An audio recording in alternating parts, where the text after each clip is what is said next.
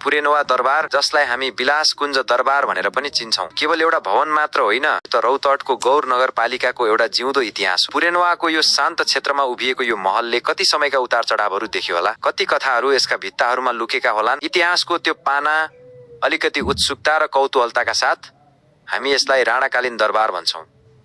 December 1900 देखि 2007 coulomb, त्यो समय जब तराईका यी फाँटहरूमा प्रशासन चलाउन, कर सङ्कलन गर्न र सुरक्षा व्यवस्था मिलाउन यस्ता भव्य दरबारहरू बनाइन्थे।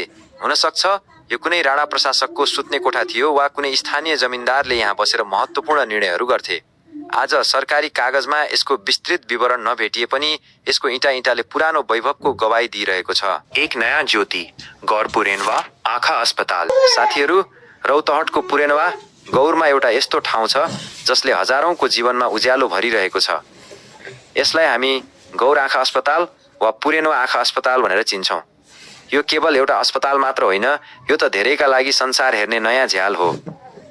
भरोसाको 28 वर्ष, इतिहास र महत्त्व। गर्वका साथ यसको यात्रा सन् 1997 विषम 2054 मा नेपाल नेत्र ज्योति सङ्घको एउटा सानो प्रयासबाट सुरु भएको थियो। सुरुमा जम्मा 16 वटा बेडबाट सुरु भएको यो अस्पताल आज 125 बेडको विशाल सेवा केन्द्र बनेको छ।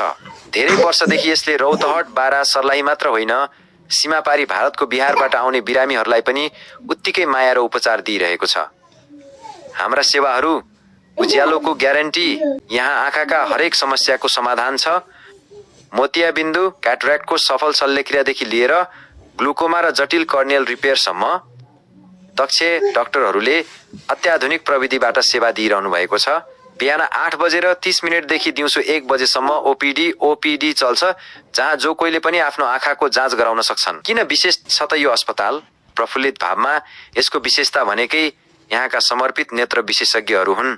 यहाँ केवल उपचार मात्र गरिँदैन, समुदायमा आँखाको रक्षा कसरी गर्ने भनेर शिक्षा र जागरुकता पनि फैलाइन्छ। छिमेकी जिल्ला र सीमापारीका दाजुभाइ दिदीबहिनीका लागि यो एउटा यस्तो भरपर्दो केन्द्र हो जहाँ कम खर्चमा उच्च स्तरको उपचार सम्भव छ।